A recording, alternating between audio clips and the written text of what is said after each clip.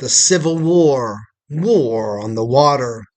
Who was John Taylor Wood? A skilled, brilliant officer in the Confederate Navy, John Taylor Wood inflicted major damage on the U.S. Navy.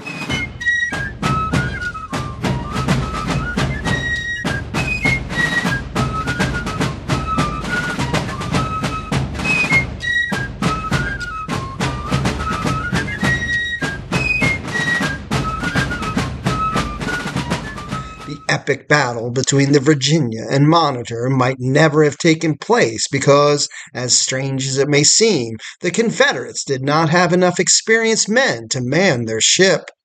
The problem was solved by John Taylor Wood, a 31-year-old Confederate naval officer of unusual skill and resourcefulness.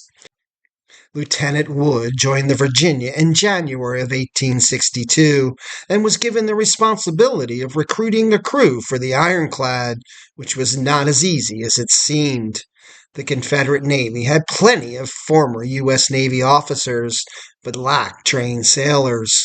Before the war, the majority of naval officers had come from the South, while the enlisted men usually were from the North. Because there was not enough seamen in Norfolk to man the Virginia, Wood traveled to the Army camps of Yorktown, Richmond, and Petersburg in search of volunteers who had sea or gunnery experience. These forces were themselves short on men, so it was not easy to persuade their commanders to release any of their soldiers. But through perseverance, Wood was able to get quite a few men who had the necessary experience. In a surprisingly short time, Wood managed to gather a crew of 300 men made up of seamen, gunners, and marines, and filled out with Army volunteers. Wood assembled the men at the Norfolk Navy Yard and drilled them as much as he could in the limited time he had. By March 8th, when the Virginia left the Navy Yard for her initial trial run and first battle, her crew was skilled.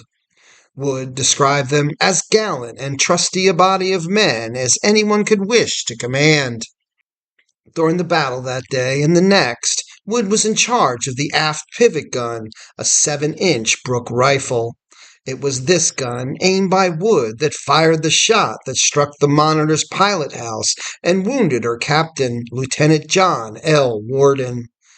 Wood also came up with the idea to board the Monitor. He organized a boarding party and equipped the men not only with small arms, but also with sledgehammers and wedges to jam the Monitor's turret, oakum ball grenades to drop inside the ironclad, and canvas to cover the vision ports and ventilators. Unfortunately for Wood, just as the two ironclads closed, the Monitor veered away and headed into shallow water where the Virginia could not go. Captain Franklin Buchanan, commander of the Virginia, said of Wood's performance, "Lieutenant Wood handled his pivot gun admirably, and the executive officer testifies to his valuable suggestions during the action. His zeal and industry in drilling the crew contributed materially to our success." After the battle, Captain Buchanan sent Wood to President Jefferson Davis in Richmond with the news of the battle and the bloodied flag of the surrendered USS Congress. Wood soon returned to Virginia, and when the Confederates evacuated Norfolk, he worked tirelessly to lighten the ironclad so she could be taken up the James River to safety. When this failed, he helped in her destruction on May 11th.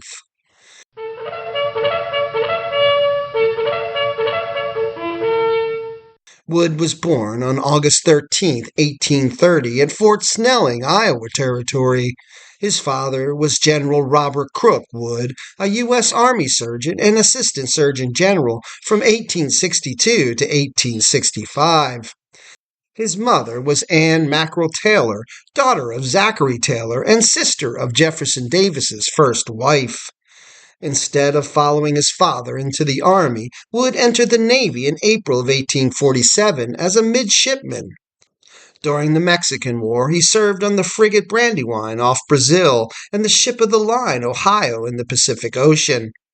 After the war, he continued his career in the Navy, and in June of 1853, he graduated from the U.S. Naval Academy, second in his class.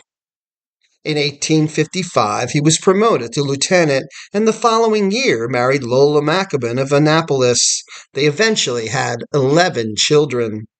When the Civil War began, Wood was an instructor of tactics and gunnery at the Navy Academy. Because his sympathies lay with the South, he resigned his commission in April of 1861 and returned to his farm in Maryland. As the war proceeded through the summer, Wood tried to stay neutral, but gradually became a supporter of the Confederate cause and joined the Virginia State Navy as a lieutenant. Consequently, Wood and his father, who was then stationed in Washington, stopped speaking to one another. Wood's younger brother, Robert Crookwood, Jr., a graduate of West Point and a U.S. Army officer, also left the Union for the South and served as a Confederate cavalry officer. Before joining the Virginia, John Taylor Wood was stationed along the Potomac at the batteries at Evansport and Aquia Creek. In December, Wood was appointed a lieutenant in the Confederate Navy by Davis, retroactive to October 4th.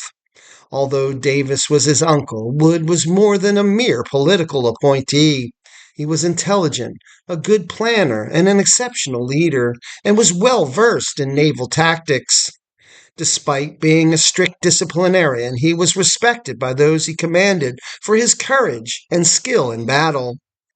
He had much influence with the Confederate government and Navy Department, more than his rank or position would indicate, but his influence was due more to his ability and knowledge than to who his uncle was.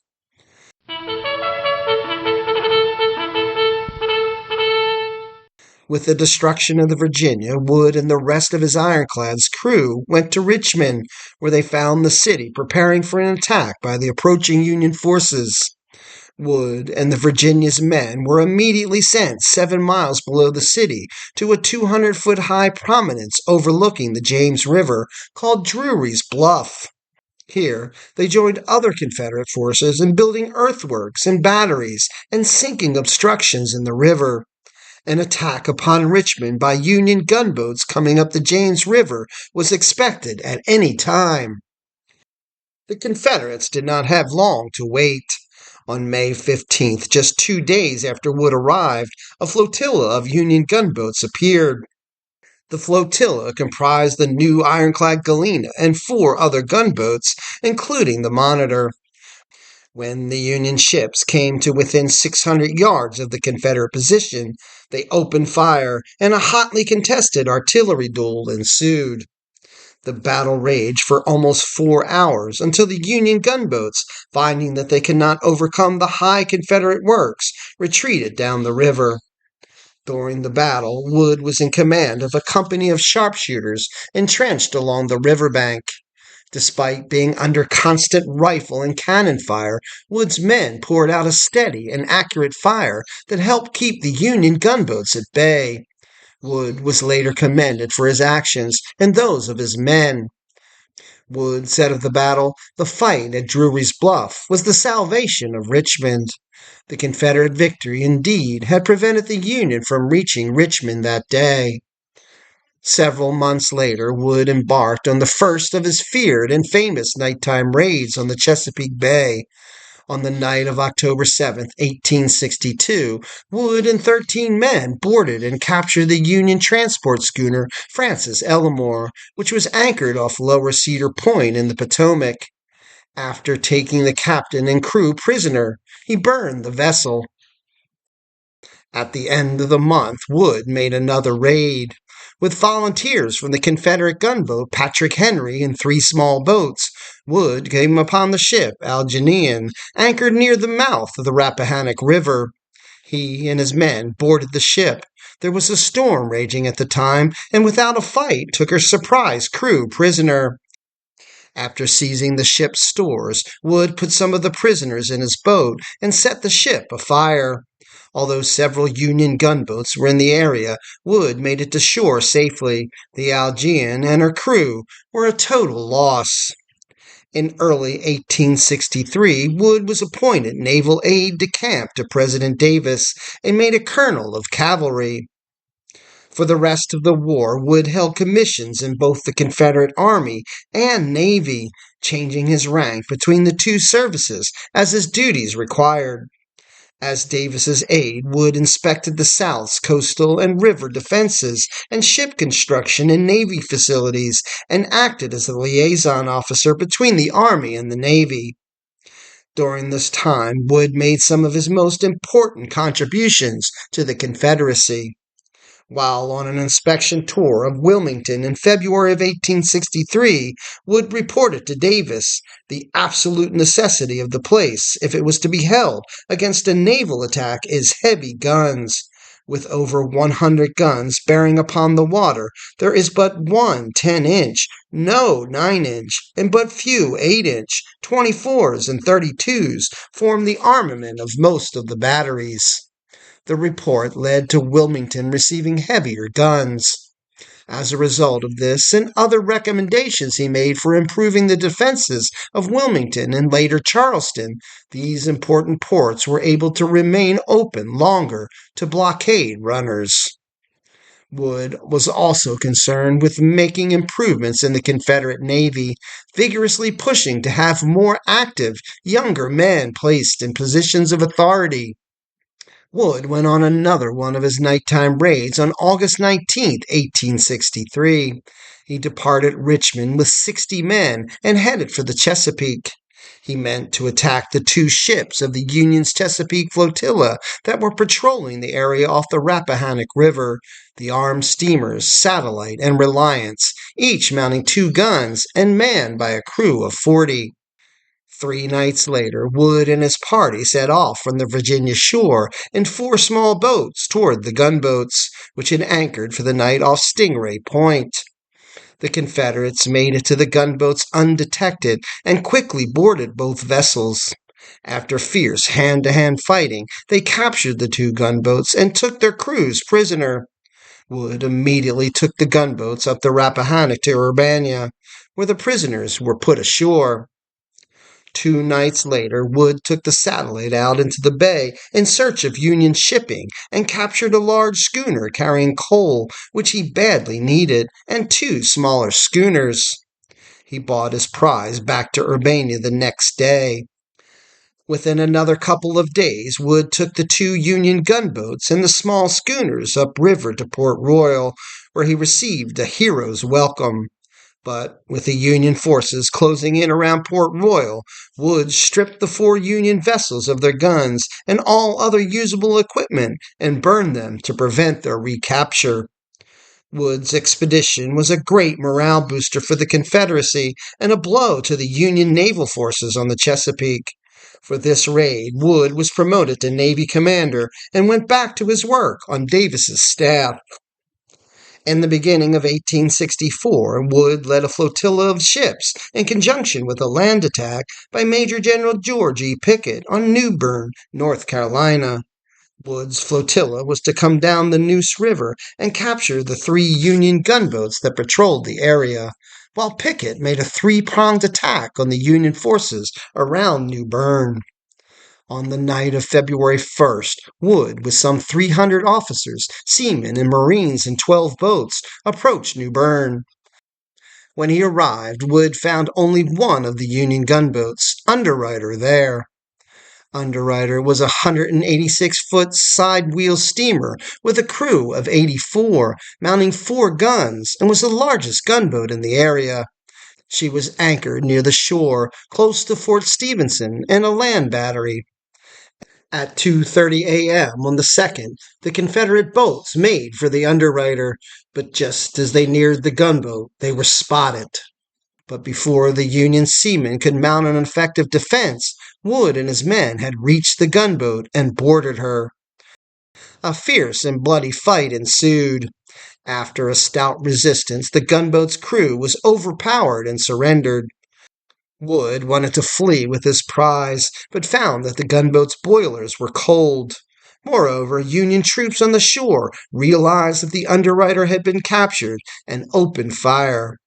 According to Wood, her position was within musket range of several strong works, one of which was raking the vessel during the time we had possession. Under fire, and with no hope of getting steam up quickly, Wood reluctantly torched the gunboat and escaped back to the Neuse with his men and prisoners. Along with the underwriter, the Union lost some 30 killed and wounded, with 26 taken prisoner, while Wood had 5 killed, 15 wounded, and 4 missing. Although the Confederates failed to take New Bern, Wood's part was a success. He was praised throughout the Confederacy and offered a promotion, which he modestly declined. In recognition of his recent gallantry, the Confederate Congress on February 15, 1864, passed a joint resolution of thanks to Commander John Taylor Wood and the officers and men under his command for their daring and brilliant conduct. After New Bern, Wood returned to Richmond and helped to coordinate the capture of Plymouth, North Carolina in April. At the beginning of July, Wood presented to General Robert E. Lee a plan to free nearly 20,000 Confederate prisoners of war being held at the Union prison at Point Lookout, Maryland, on the Chesapeake Bay.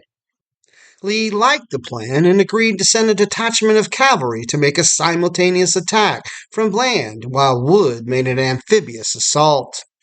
With a force of 200 men, Wood left Richmond for Wilmington, North Carolina. They joined with a detachment from the Wilmington Naval Squadron and boarded 2 blockade runners, the Florey and the Letter B. On the night of July 10th, the 2 blockade runners set out for the Chesapeake, but before they could reach the open sea, they received a signal from Fort Fisher to return. Wood went ashore, where he was given a message from Richmond informing him that the enemy might be aware of his intentions. Wood dismissed the message, but while preparing to leave the next night, he received orders from Davis canceling the expedition. Wood was disappointed, but he was fortunate because his plans really had been leaked to the Union. At the end of July, Wood was given command of the Confederate raider, the Tallahassee, formerly the fast blockade runner Atlanta. On the night of August 6th, after being fired on by several blockaders and outracing several others, the Tallahassee successfully ran out of Wilmington. Once at sea, Wood steered up the coast to the lucrative hunting grounds of New York and New England. On August 11th, Wood captured his first prize off New Jersey, and before the day was over, had seized 6 more. The next day, he was off the entrance to New York Harbor, where he bagged several more vessels. While there, he concocted a scheme to go up the East River, setting fire to the shipping on both sides, and then abreast to the New York Navy Yard to open fire. But he was unable to execute this daring plan because he could not get any of the pilots he had captured to guide him through the tricky New York waters. Leaving New York, Wood steamed along Long Island and up the coast of New England, taking more vessels along the way. Reaching Maine, he was low on fuel and put into Halifax, Nova Scotia, for coal and to make repairs. His stay was brief.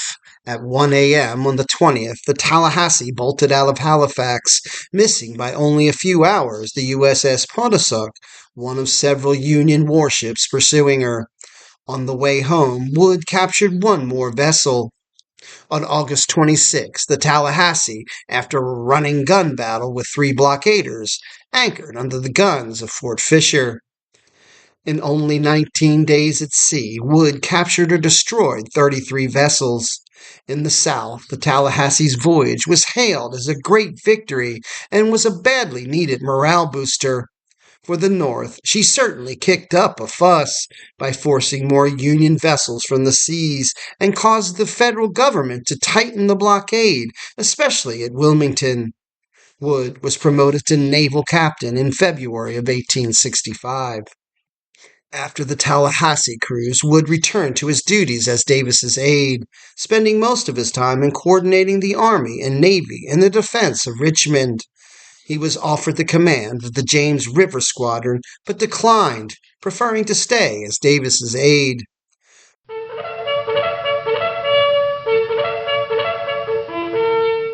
Wood was with Davis in church on Sunday, April 2nd, when the president received the urgent message from General Lee that Union forces had broken his lines and Richmond had to be evacuated.